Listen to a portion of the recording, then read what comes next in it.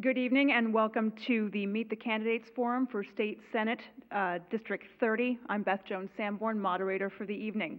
I would like to welcome the public to this event and thank you all for your interest.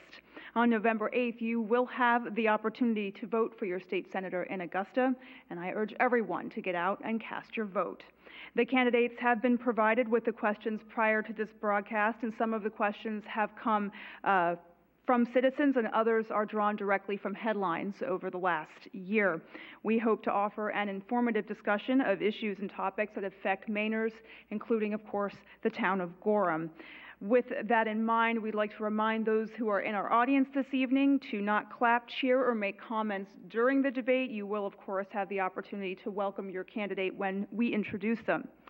And speaking of our candidates in the municipal chambers tonight, we have Amy Volk, our current state senator, and her challenger, Jean Marie Caterina.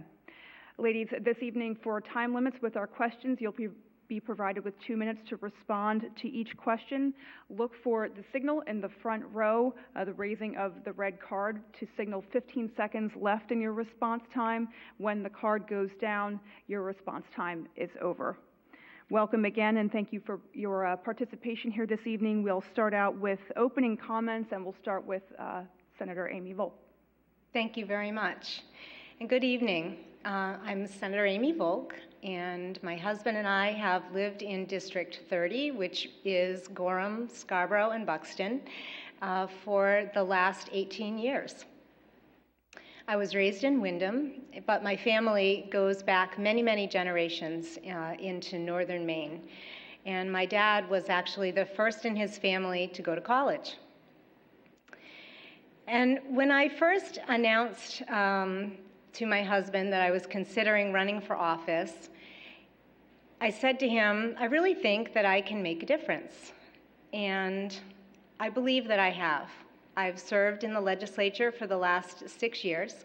I served 2 terms in the House, and I've now served 1 term in the Senate. I chaired the Labor, Commerce, Research, and Economic Development Committee in this last session of the legislature. I also served on the Judiciary Committee. I'm also appointed to the State Workforce Board and have gotten involved in many other initiatives. In fact, I've been invited to co-chair the Legislative Caucus on Aging, should I be reelected. Every day when I go to Augusta, I think about the people of my district, and I think about the people of this great state that I love, and I wonder how I'm going to make a difference. I place policy ahead of party, and I have a really wonderful track record of doing that, which I'm very proud of. I'll give you a couple of examples. The first example would be that Maine, as we know, is a death spiral state. This is a very precarious place for us to be. We have 34 births for every 40 deaths. So what do we need to do? We're not having enough babies. I had 4. I did my part. But as a state, we're not generating enough population to continue to rejuvenate ourselves. So we have to import workers. I have gotten to know a number of new Mainers over the last 10 years of my life. And so I came to recognize the value that these people can play in our economy and that they want to play in our economy.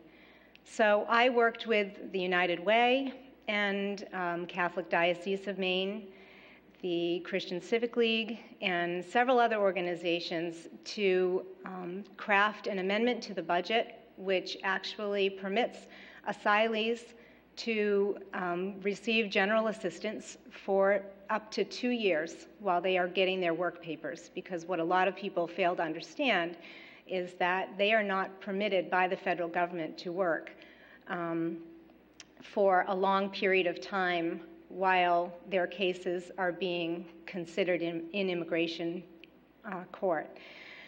So I was successful with that amendment. It was something that I worked across the aisle to achieve, and I was ready to overcome a veto that somehow miraculously never came.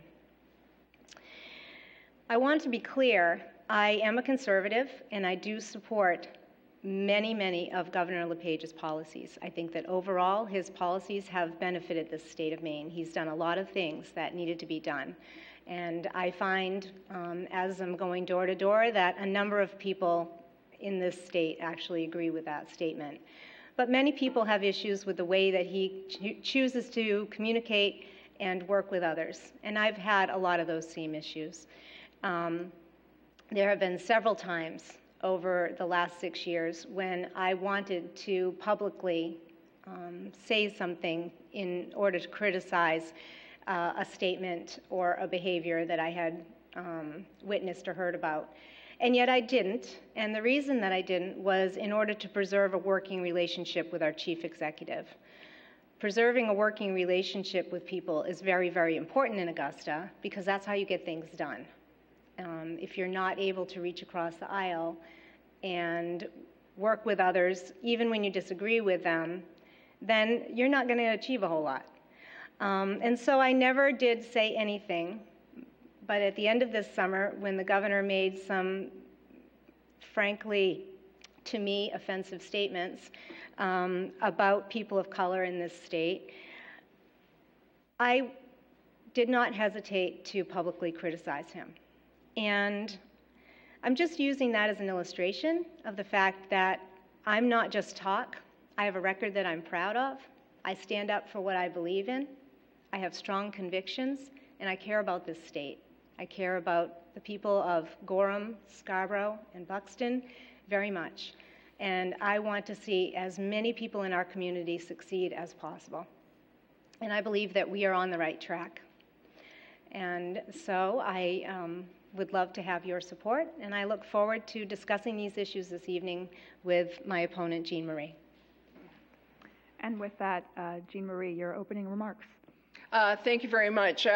Good evening, everyone. Thank you for this opportunity to present my platform and thoughts to the people of Gorham and Senate District 30. I absolutely appreciate the time. I am Jean Marie Caterina. I am your neighbor. My husband and I live on 114. We are in the house with the big barn with the solar panels, the beehives with the honey, and a lot of people know who we are as you're driving up from Sam's Club.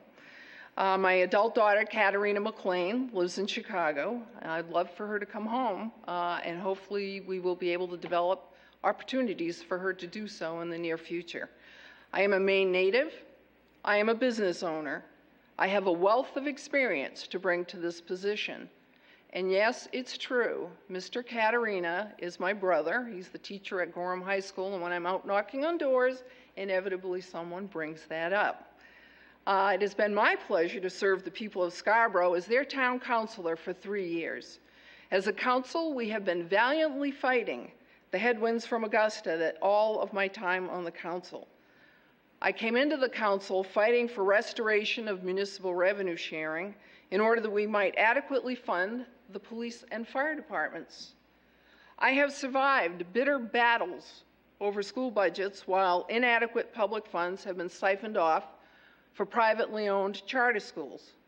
I have attempted to advocate for the seniors in our town with our legislative delegation over the immediate release of bonds for affordable senior housing. A lot of crickets, a lot of silence from that side. It's been a challenge, but we do need to start working together, both as parties and as municipal officials and state officials. I recently participated in a workshop in Waterboro sponsored by the Maine Municipal Association where we talked at length about that because it has been frustrating as municipal officials to get help or assistance or have state delegations listen to us. It is my belief that Augusta does need more folks like me with municipal experience, and what they pass affects you where you live more than you will ever know. In addition, I will bring my long experience in working and running businesses, and I will bring my long experience in working with others to better their lives. I look forward to discussing the questions that are posed to us, and I hope that people will contact me if they have any further questions. Thank you very much. All right, and we'll get things started with one of the ballot questions voters face in November, ballot question 4. Do you want to raise the minimum wage or minimum hourly wage of $7.50 to $9 an hour in 2017 with $1 annual increases up to $12 in 2020? Why or why not? And Jean Marie, we'll start with you. I absolutely support this. I think that hardworking Mainers deserve a raise, and that no one who works 40 hours and more a week should be living in poverty. $7.50 an hour, which is equal to $12,300 a year, is not enough to feed and house an individual, let alone a family. Successful business owners have business plans. Successful business owners will find a way to build in this very gradual increase into their businesses. I find it interesting that even the Chamber eventually came around to supporting an increase in minimum wage. Theirs was $10 an hour, if I recall. A gradual increase such as that has been proposed should not put anyone out of business. My husband and I have never paid anyone who's worked for us less than $10 an hour. And we manage and own 5 small businesses. So yes, I support this. Thank you. Amy, your support or non-support for this measure? Sure. First, I'd like to give everyone a little bit of a history of the minimum wage in Augusta. This is, in fact, an issue that we have debated at length in my committee, Labor, Commerce, Research, and Economic Development, which I've served on for the last 6 years. And our failure to arrive at a compromise on the minimum wage, quite frankly, is probably the biggest disappointment that I've had in the legislature over the last 3 years or so. Like Jean Marie, I definitely recognize that $7.50 an hour is pretty pitiful. And in fact, my husband's business starts workers at, I believe it's $12, $13, maybe even $14 an hour. So they don't even come close to minimum wage and never have. But I think we need to recognize that in Maine, we have some very distinct sectors of our state. And what may be affordable, what may be obtainable by a business in Cumberland and York County, and I want to even say coastal York County, is not achievable in the rest of the state. And I believe that $12 an hour is too fast by 2020. I favored $10 an hour by 2020. The other issue with this referendum question is that it includes indexing. So current state wage is $7.50 an hour for minimum. Federal minimum is $7.25. The Department of Labor is still every year finding people who are paying the federal minimum because they're confused between the federal and the state wages. This will introduce indexing. Indexing means that the wage will increase every year with the Consumer Price Index. And that's time. Let's move on to the Maine Clean Election Act. Now, this was established as a voluntary program of full public financing of political campaigns for candidates running for governor, state senator, and state representative. Do you find the program to be ethical, and would you or have you ever used it? And we'll begin with Amy. Sure. So I did use Clean Elections in my first campaign, and I actually think it's a useful tool in terms of candidate recruitment. When I was recruited to run for office, if I had had to raise my own money, it would have been very, very intimidating. And so I do believe that it is helpful to make good people feel more comfortable running for office. However, I think you asked about the ethics of clean elections. And considering that my opponent in the last cycle was a clean elections candidate, who received taxpayer money to fund his campaign. I believe he received the maximum amount. There was then the figures are sort of hard to exactly pinpoint, but roughly $400,000 spent on behalf of his campaign by outside interests. That was almost all out-of-state money. And so, you know, I'm a traditionally financed candidate. All of my donations of $50 or more have to be carefully documented. They are a matter of public record. No one can give my campaign more than $375, no company, no person, and it's $750 total. So they can give me $375 before the primary and then another $375 after the primary. And I feel like if you can be bought by $375 or $750, then that would be pretty sad. So I believe that traditional financing is more ethical. It saves taxpayer money. And I think yesterday I was with Bill Diamond, who is a very well-known senator in Southern Maine, and he told me that he has actually never been a clean elections candidate. He has always been traditionally financed and does not believe in taking taxpayer money to fund his campaign. So I am perfectly happy to be traditionally financed.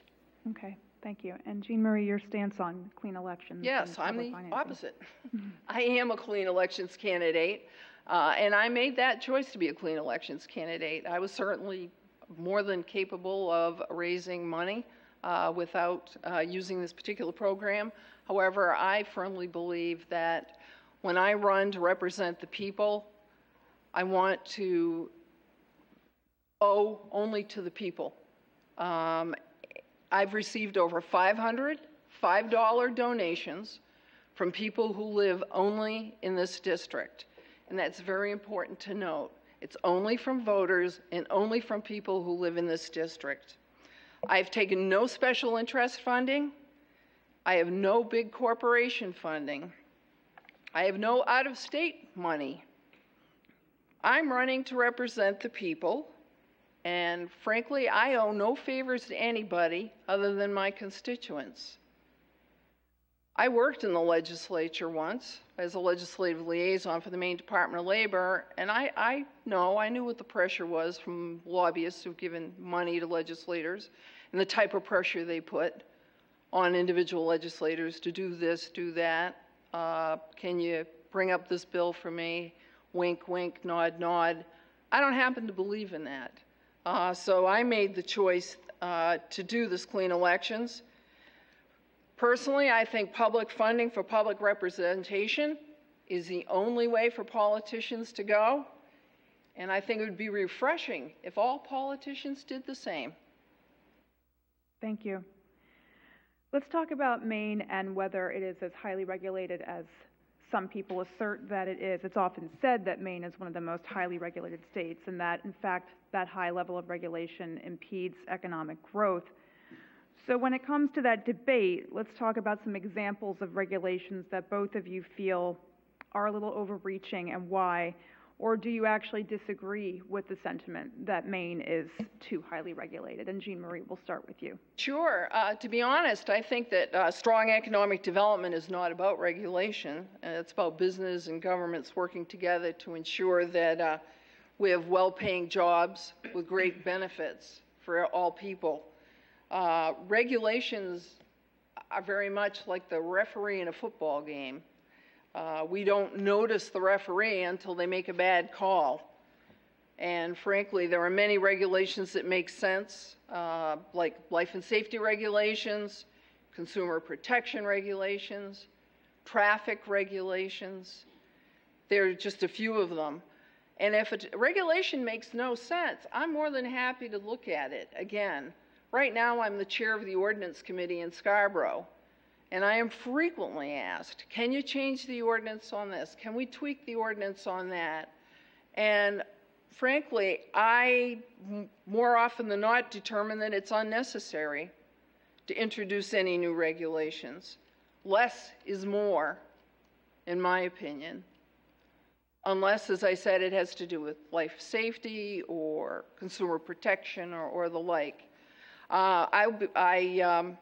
The only examples I could think of for overregulation, there's a lot of them, in my opinion, to do with the mortgage industry. because that's what I'm in. I'm a real estate broker. And I know they were well-meaning, hoping to bring some consumer protection around mortgages, participation in mortgages, but again, those are more federal regulations. So. Okay. And Amy, your thoughts on the level of regulation in Maine and whether it's appropriate or not? Sure, and actually, it's great. Gina Marie and I are finding some things that we agree on. But our mortgage regulations, but many of those are actually federally regulated. Those are not state regulations typically.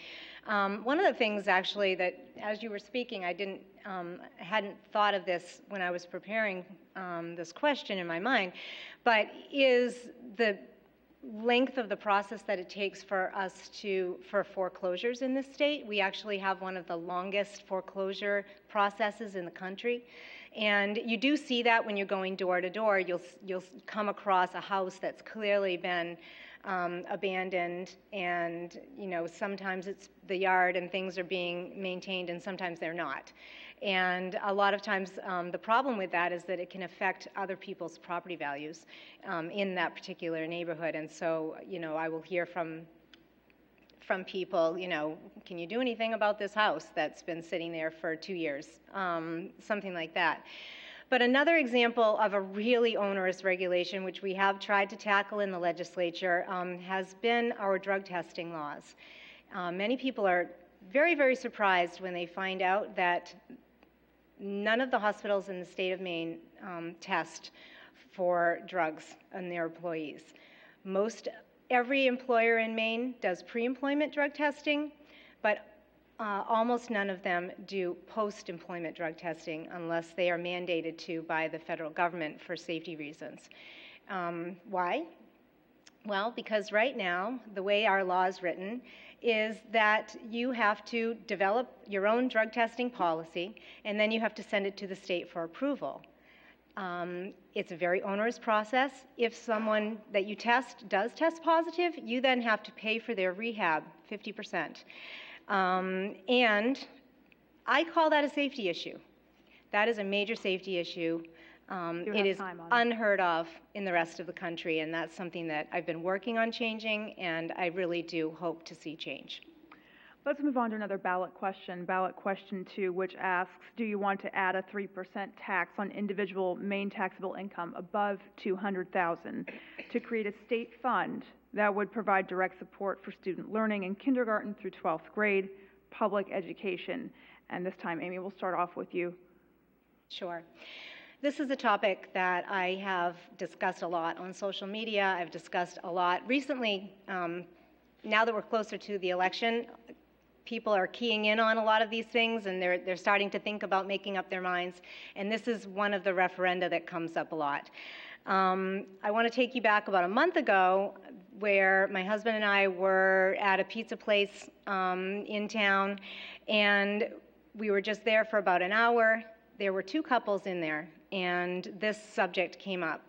Both of these couples said that they already owned property in Florida, and that if this passes, that was the straw that was going to break the camel's back, and they would be not moving out of Maine completely, but they would be becoming Florida residents. These are people who have businesses in our communities. These are people who pay other people to do not just the work in their businesses, but to, do all sorts of other things in the community. Earlier this week, I received a call from a CPA. He wanted to talk about question 2.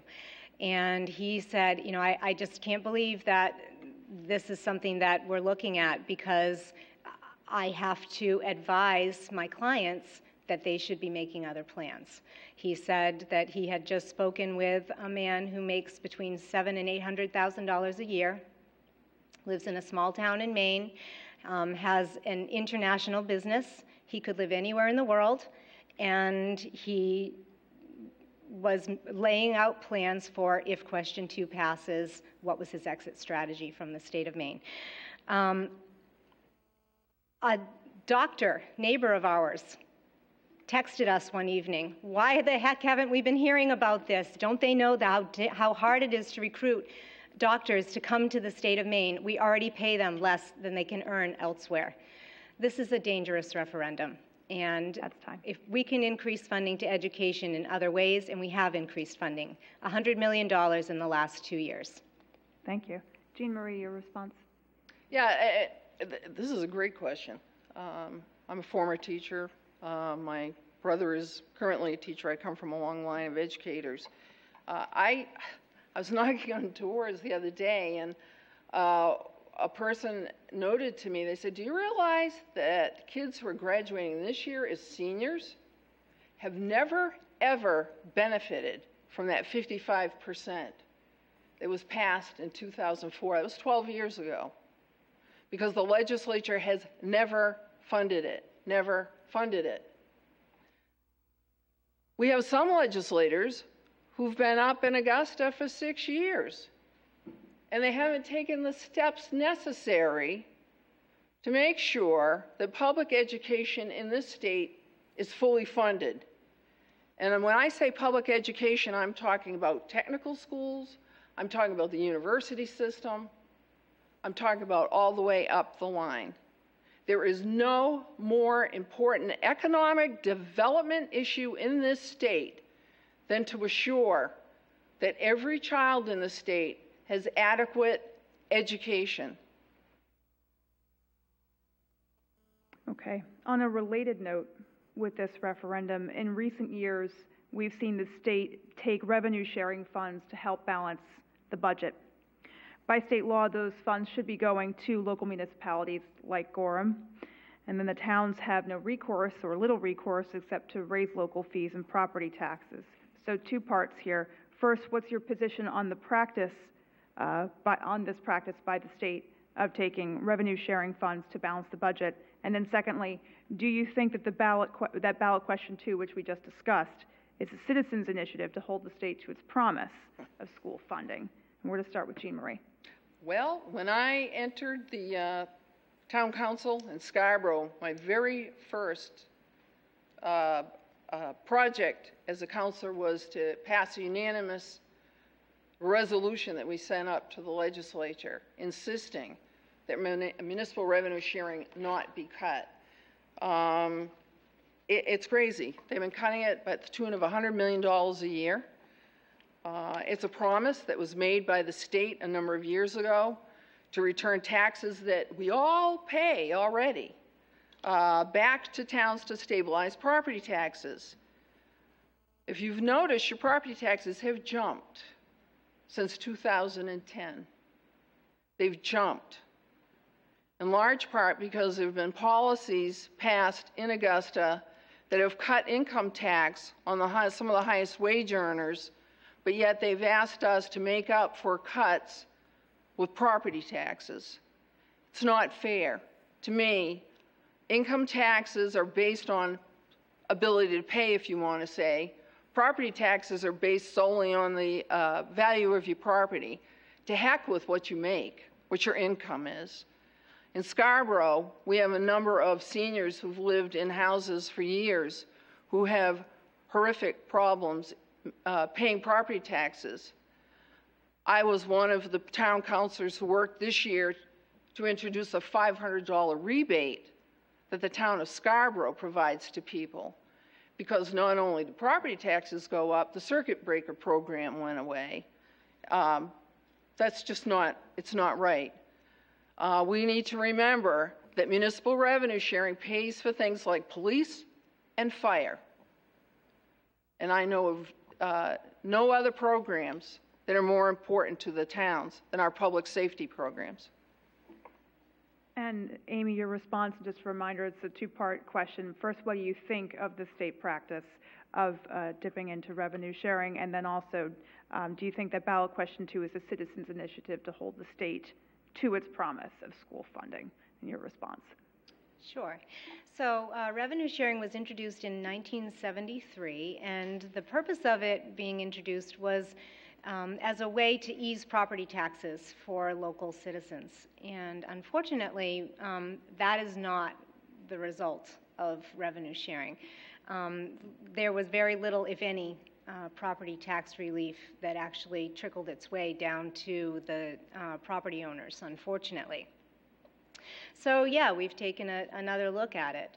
At the same time, funding for education by the state has actually increased by 400%, and we're now at over $1 billion a year spent on education in the state of Maine for actually a smaller number of students, certainly than we had in 1973. Data shows that the revenue sharing has actually provided, as I said, very little tax relief. So I guess it comes to, what is the best way to deliver property tax relief, particularly for those living on fixed incomes. Our seniors, we certainly don't want to see put out of their homes because they can't afford to pay their property taxes, particularly when they've lived in those homes a lot of times as the communities have grown around them and increased the value of those properties, way beyond anything that they ever imagined. And I think that that is the case, particularly in these high-growth towns like Scarborough and Gorham, and even Buxton, where we're seeing a lot of the push out from the Portland area. And so direct property tax relief becomes really, really important. So we have chosen as a legislature to increase the homestead exemption. It was $10,000, it's going to $15,000, and it'll be $20,000 next year. I would like to see that increased, particularly for seniors. I would go along with a $50,000 homestead exemption, perhaps, for those age 65 and over. Okay. Thank you. Maine is among 11 states that are suing over federal transgender directive, which is an executive order whereby leaders in the U.S. Education and Justice Departments instructed in May that all transgender students in public schools should be allowed to use the bathroom correlating to their gender identity.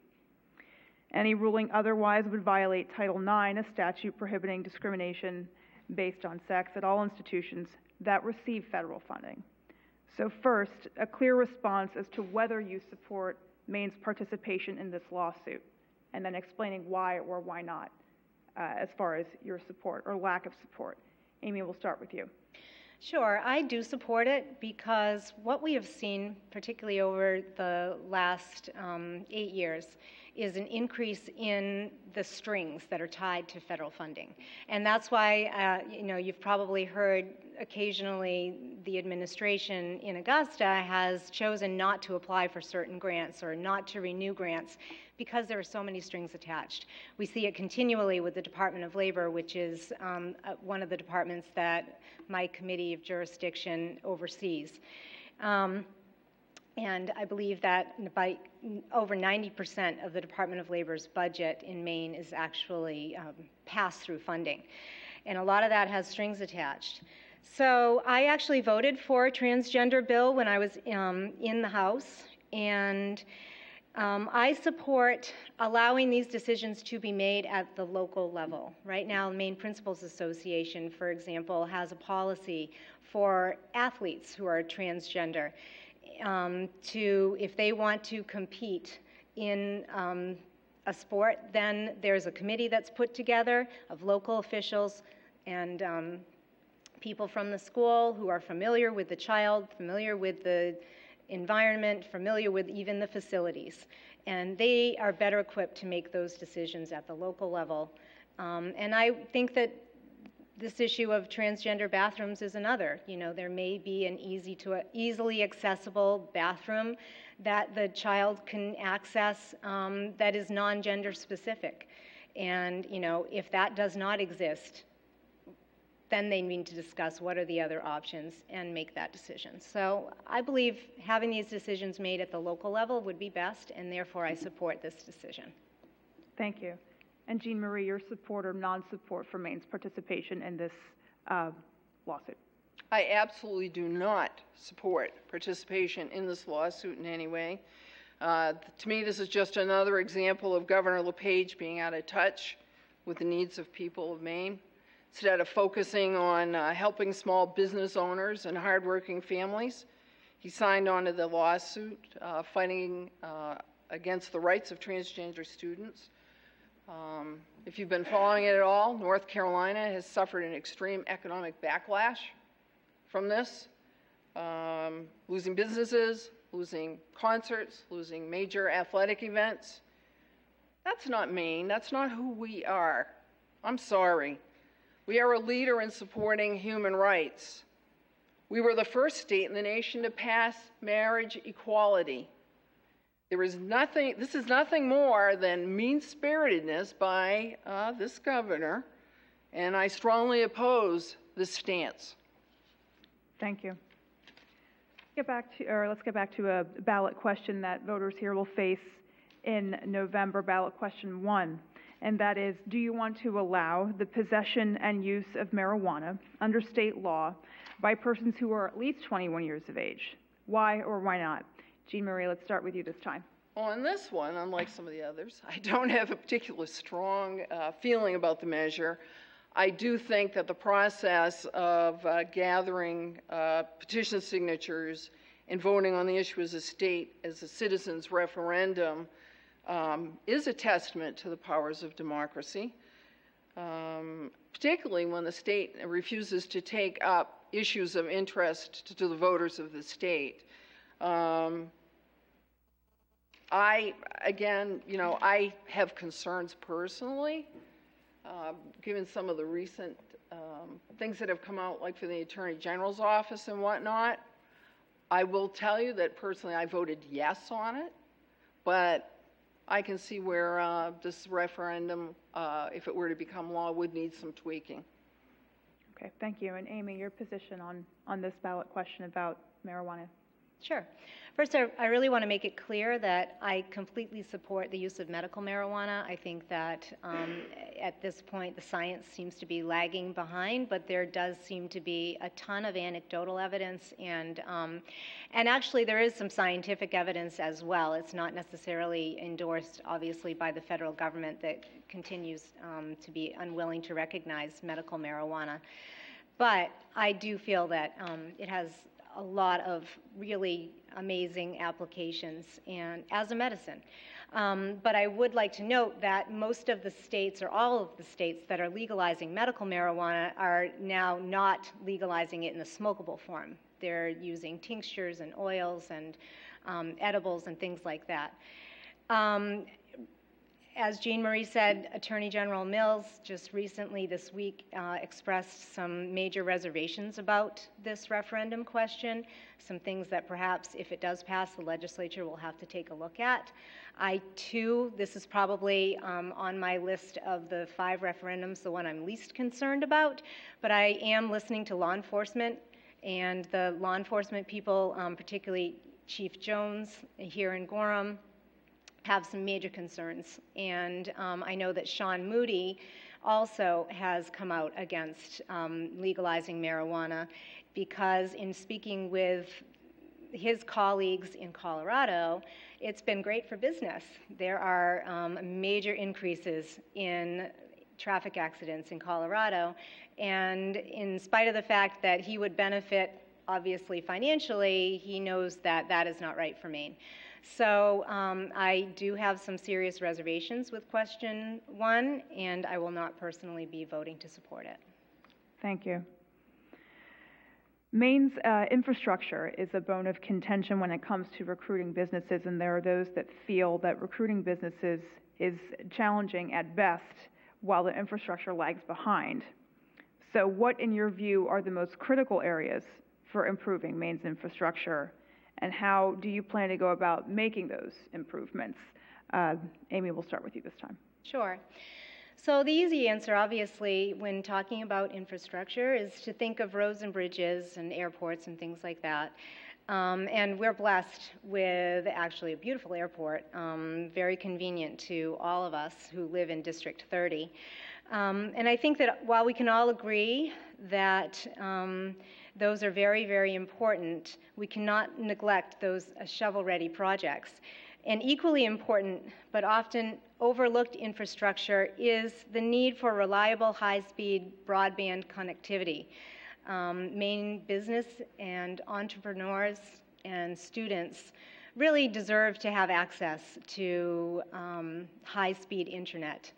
and that continues to lag behind. We also have some issues with our wireless connections. I was just recently heading north on the turnpike and dropped a call twice in a dead zone, and that is not good for our business community or even for our first responders who sometimes depend upon those cell signals.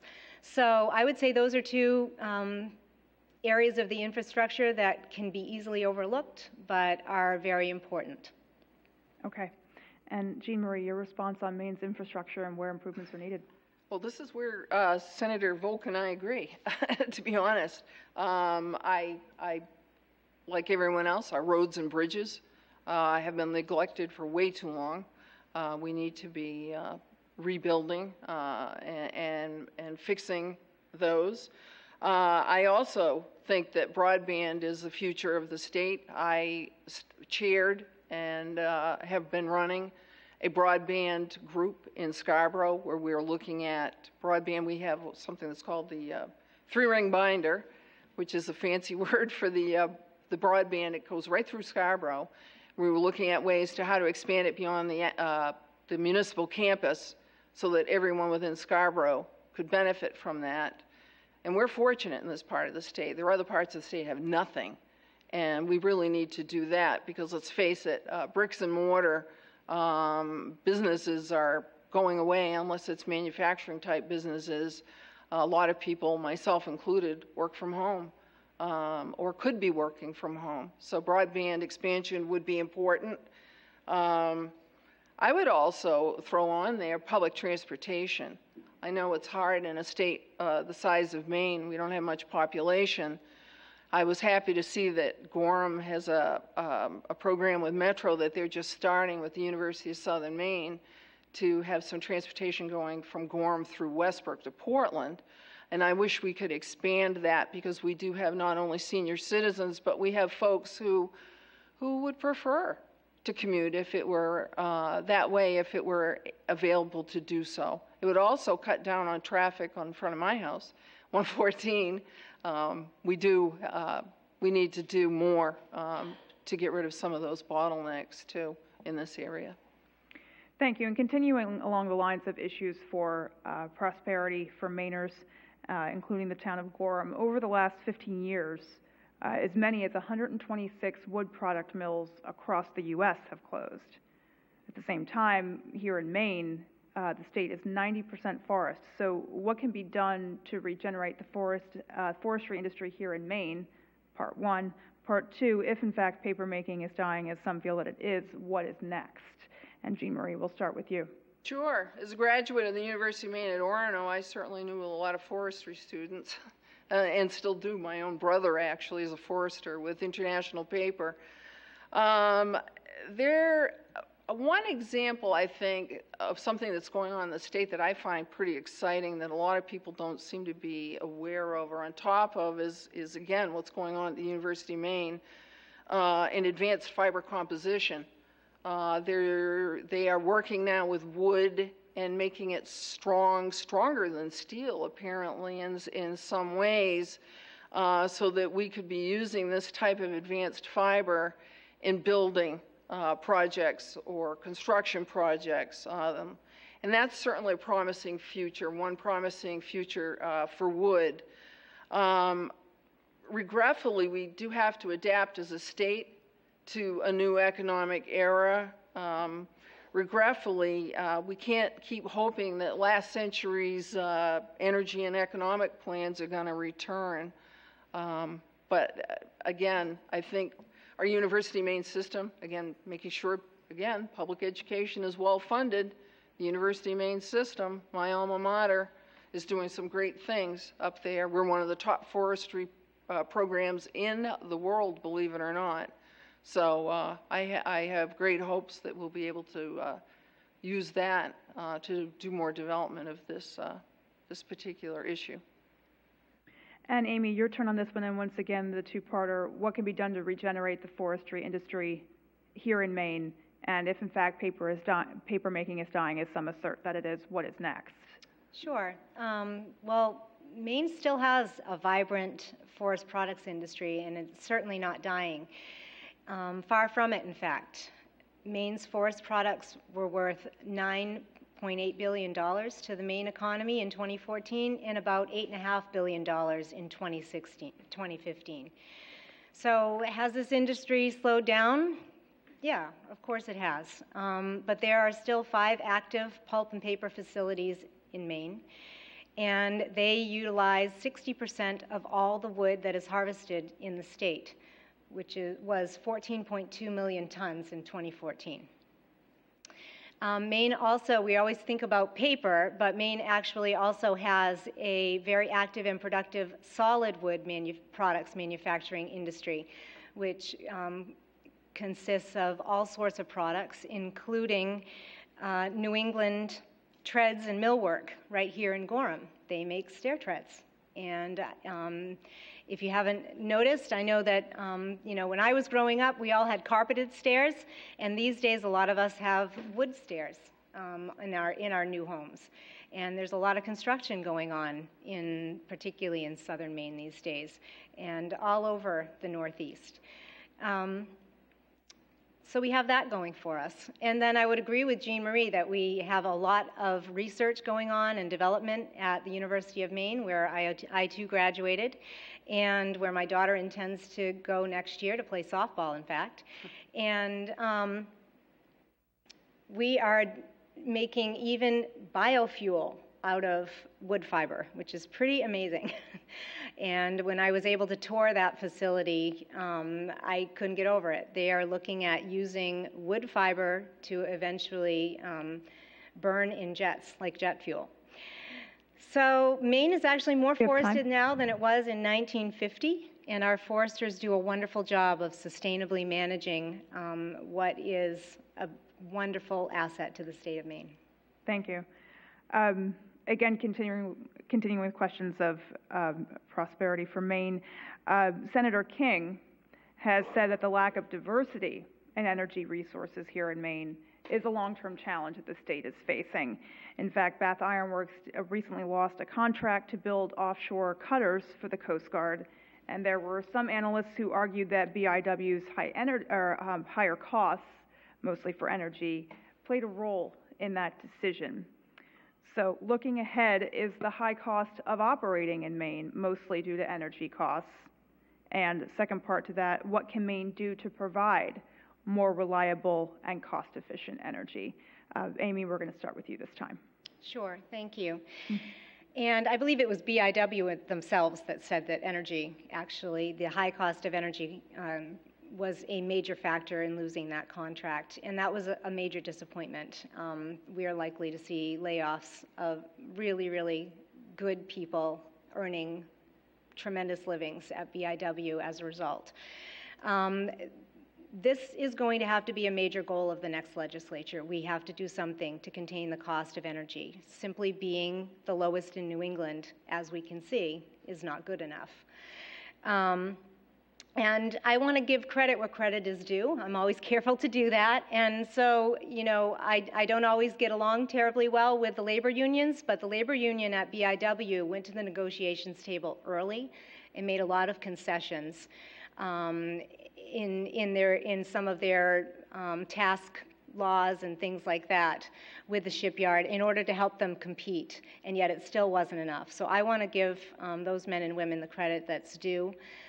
They knew how important that contract was, and I think that it is a failure of the legislature to not contain costs in order for businesses to be able to thrive and be more competitive in what's a national economy. So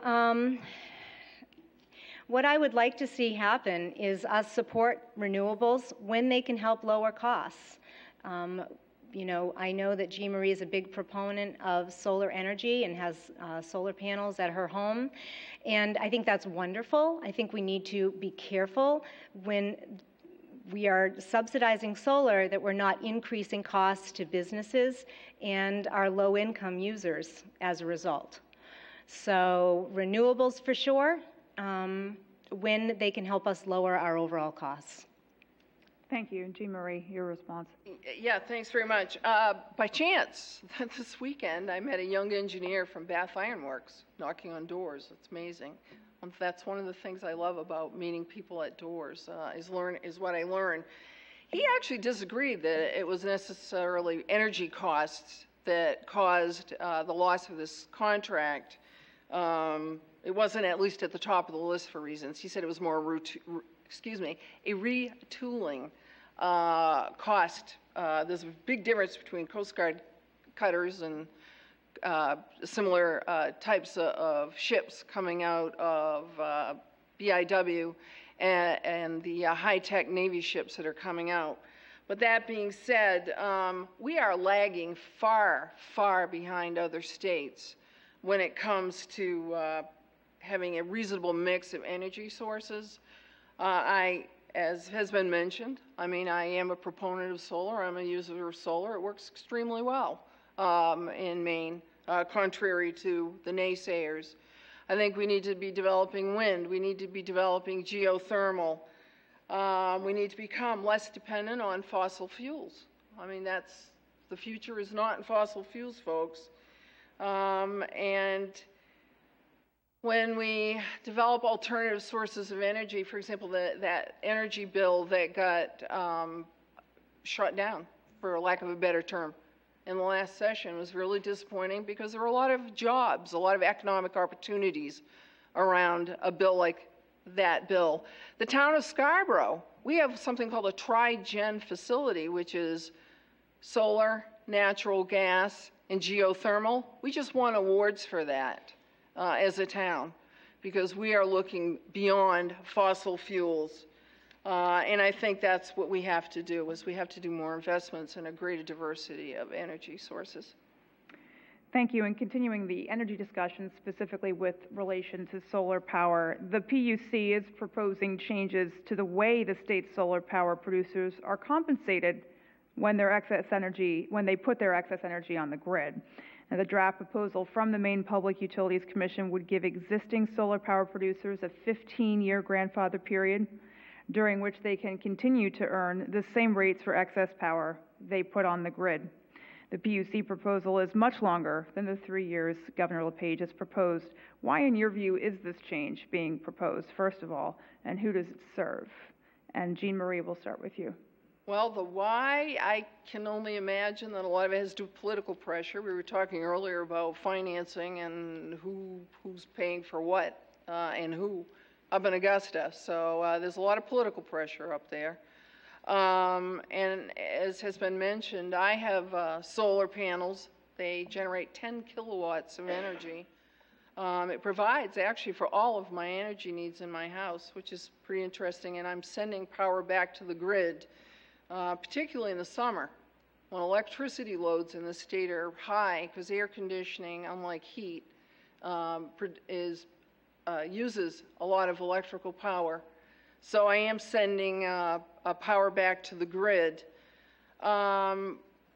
Thanks to my electric generation and the generation of other so-called small generators of businesses and homes, I disagree. I think we are saving all electricity customers money over the course of the year.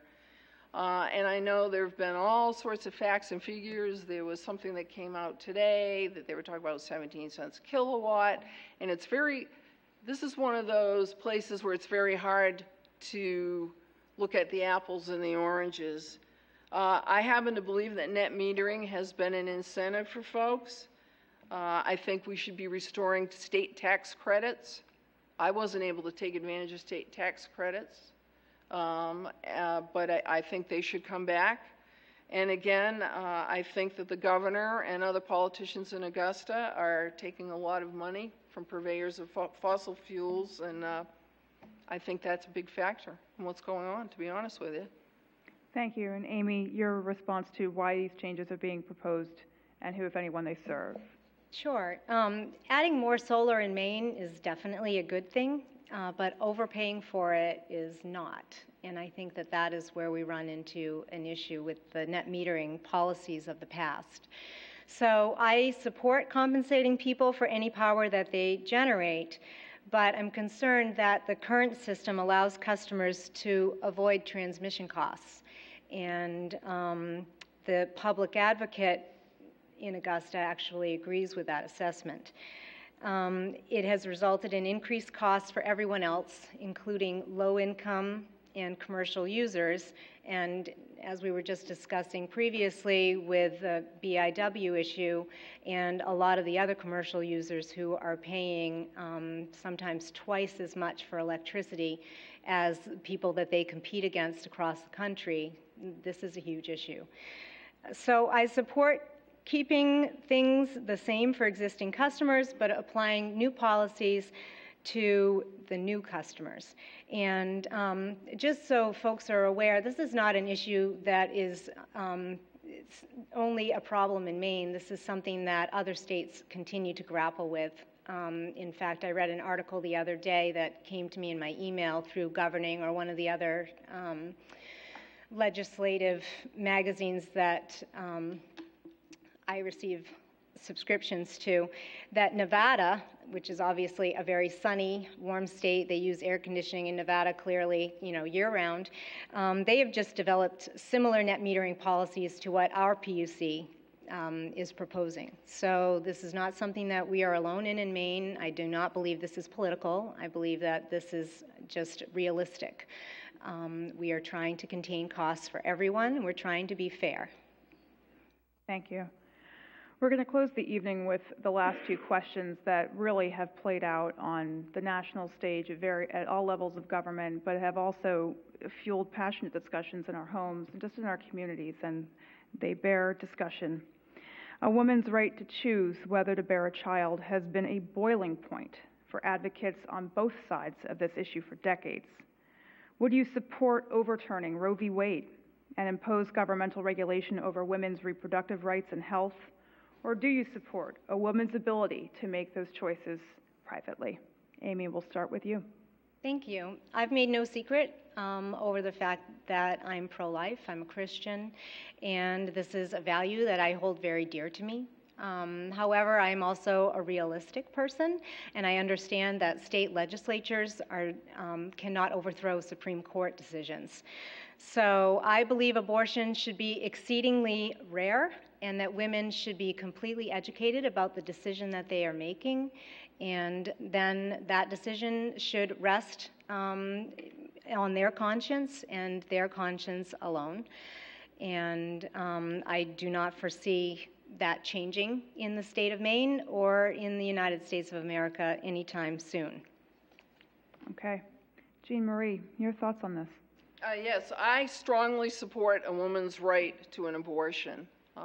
When you talk about regulation or over-regulation or government overreach, this is an area where I think the government needs to stay out of. It's a private decision made by a woman and her doctor, and that's all I have to say. Okay. Last question of the evening, another national boiling point that certainly has been a hot topic here in Maine as well. Do you want to require background checks prior to the sale or transfer of firearms between individuals not licensed as firearms dealers, with the failure to do so being punishable by law with some exceptions for family members, hunting, self-defense, lawful competitions, and shooting range activity? And Jean Marie, we're going to start with you this time. That's fine. Yes, I absolutely support background checks. I don't think this ballot question is totally perfect. For those of you who don't know me, I am a gun owner.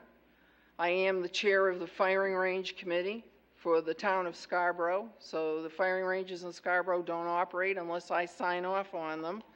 My husband and I have firearms at home that we store safely, which is very important. Make sure they're locked up in a way and no access, kids don't have access to them. My husband's a member of Scarborough Fish and Game. To me, the most important aspect of this issue is that we need to take reasonable, common sense steps towards making sure that guns are kept out of the hands of people who shouldn't have them. I don't happen to believe that every person in the world needs to have a gun or needs to have access to them. And I say that again as a gun owner. Thank you. And finally, Amy, your thoughts on this hot-button issue. Thank you. This is a bit of a hot-button issue.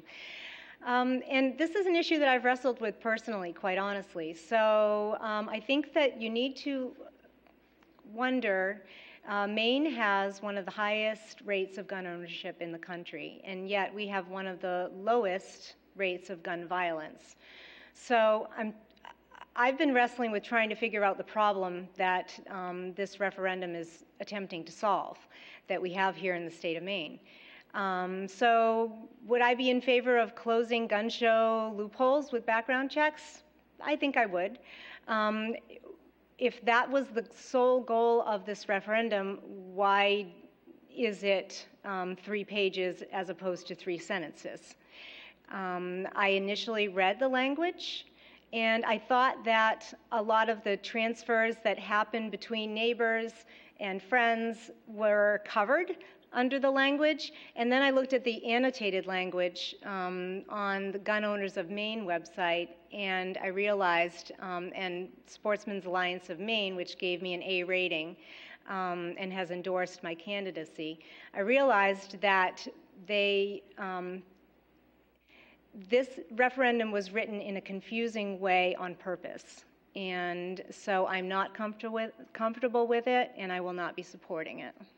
Okay, but to be clear, do you support the concept and not just the wording of the referendum, or is it the concept itself? I would support closing the gun show loophole, but I do not support the referendum as it is written. And Jean Marie, just because I asked for a follow-up, I'll offer you the opportunity to make any further comment that you might have. No, I support it. And as I said, if there's tweaking, there are a couple things in there to do with firearms while you're hunting and gun range possession that may need a little tweaking, but that would be it. Okay. Well, that was the final question of the evening, and we'll now allow both our candidates to make closing remarks. And Amy, we'll start with you. Sure. Thank you very much. So unfortunately, because of all the referendum issues that there have been to discuss this evening, we actually didn't get to talk too much about some of the successes that we've had in the legislature over the last 2 years, or over the last 6 years as I've been serving in Augusta.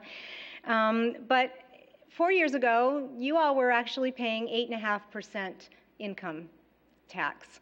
Unless you fell below, I believe it was $17,000 was where we reached that top bracket.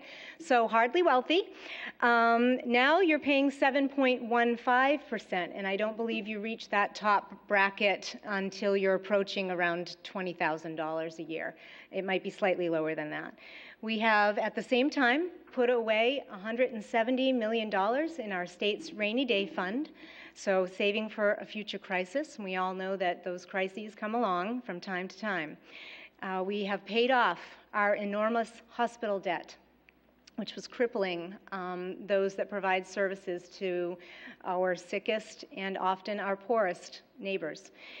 We have increased funding to education, as I mentioned earlier, by $100 million just in the last 2 years. We're now spending over $1 billion a year in a state of 1.3 million people, the oldest state in the country, on education. And we had around $150 million in budget surpluses over the last 2 years. UMaine had a waiting list for the first time any of us can remember. And we have USM and SMCC, finally, after many, many years, working together so that you can go for your first 2 years with 10 different programs at SMCC and then matriculate as a junior to USM. And that is good for all of us. Maine National Guard members can now attend any state university or community college tuition-free, 1 weekend a month. And that's something that our young people don't seem to know too much about. And I hope that you'll help me spread the word about that, actually. And we have eliminated the income tax on military pensions. We are one of the last states to do that, and I think that that is extremely important for those who have served in our military. At the same time, we've managed to shrink the size of Maine government. So I think we're moving in the right direction. I've played a key role in getting Maine on the right track, and that's why the American Legion named me as one of their Legislators of the Year. and why Maine Affordable Housing Coalition is awarding me their Elizabeth H. Mitchell Housing Advocacy Award, an award named after Libby Mitchell. And the Maine Retailers Association has nominated me for their Jim McGregor Government Service Award. I've been endorsed by the National Federation of Independent Businesses, the Maine Realtors Association, Maine Credit Union League, Maine Bankers, and I could not be more proud of those endorsements. I also feel as though the difference between myself and my opponent could not be more clear. And I hope that if you have managed to stay with us this long, that you have seen that. I have been extraordinarily proud to get to serve the people of Gorham, Buxton, and Scarborough over the last 2 years. I attend as many local events as I can, and I enjoy following all of the different activities that happen in the 3 towns that I represent. It's a joy to get to meet you in your yards. I love meeting your kids, seeing your gardens, laughing at your chickens, and all of the fun things that I get to do when I'm doing doors. I enjoy, today I was with my mom and dad, and I had them knocking on doors with me, and I never thought I'd see my dad knocking on doors. And I had the honor of meeting a 93-year-old World War II veteran who lives over on Joseph Road. And I'm hoping to hook him up on an honor flight. I absolutely love being contacted by my constituents, and I'm so pleased when I can help you.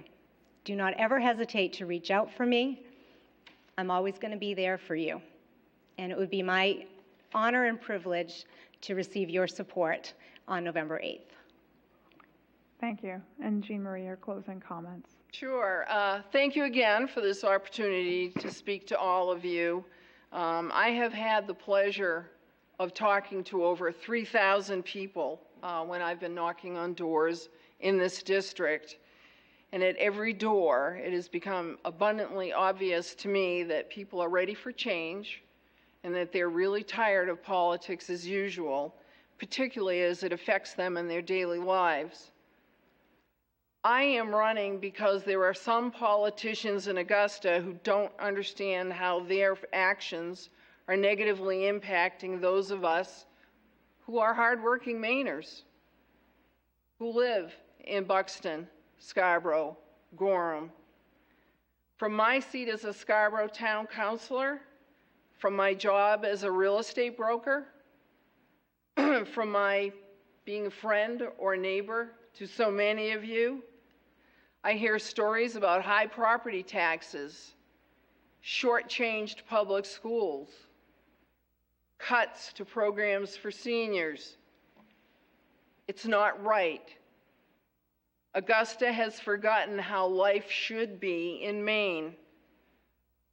Over my kitchen door on Gorham Road is a sign that says, "Make a difference in the lives of others every day." My family strives to live by that motto. In my own life, I have always tried to do the sort of work that made sure I was giving something back to others. I worked as a social worker. I worked as a teacher. I'm a town councilor. I volunteer with Project Grace. I give to Operation Hope in Scarborough. It is so important to give back. Unfortunately, for many families that live in our community, the idea that hard work and playing by the rules will lead to success is becoming more and more of a dream. Wages are stuck at unacceptably low levels. Corporations are getting huge tax breaks while middle-class families are struggling to pay the higher property taxes. Our children go to public schools that need money to keep high-quality teachers and ensure that we have great educational opportunities. As a town councilor, I hear many stories. There is the elderly woman who wants to know why she didn't get a check back from the state because she was used to getting something back on something called the circuit breaker program, but it isn't there anymore. There are police officers in Scarborough who work overtime on their own time, they aren't getting paid for this by the town, to work on Operation Hope. And they worry about finding treatment options for people who come to them for help. The state of Maine has been supporting punishment, not treatment. There are parents who are worrying about endless cuts to education and the endless fights to maintain funding. In Scarborough, we go back over and over and over again with budget battle, year after year after year. They know their children's future is at stake. I'm running for the state senate because there are so many stories like these throughout the district that we need someone to tell it. We need someone to speak out for it, to speak out for them. We have a lot of people who still believe that if they work hard and they play by the rules, it matters. That reaching the American dream is possible in Maine. I promise you that I will work hard and I will play by the rules if elected to the state senate. I hope to earn your vote so that we can bring more of the way life should be back to Augusta and back to our towns. And I thank you very much for this opportunity. All right, well, we thank the candidates for their participation here this evening. We had quite a lot to discuss, and we thank you for sticking with us. We thank those at home for sticking with us and those in the audience as well, and we certainly encourage all voters to gather more information about these and other important issues as Election Day approaches all of us. In terms of voting locations in Gorham, Ward 1.1 will vote at the Gorham Middle School on Weeks Road. Ward 1.2 votes at the Little Falls Activity Center on Acorn Road. Ward 2 votes at the Shaw Gym located at the Municipal Center on South Street. And you can also register to vote in person at the Town Clerk's office here at the Municipal Center. The regular business hours for the Town Clerk's office, by the way, are Monday to Wednesday, 8 to 4, Thursday, 8 to 6:30, and Friday, 8 to 1 o'clock. You may register to vote on Election Day, and if you're not able to vote on Election Day, you can call or visit the clerk's office to get an absentee ballot until November 3rd. The office will be open till 7 p.m. that evening. Absentee voting can also be completed at the Municipal Center from October 24th to November 3rd. And for more information on that, contact the Town Clerk 222-1670 for information. The program tonight, Meet the Candidates for State Representative, will be available for streaming video at the town's website.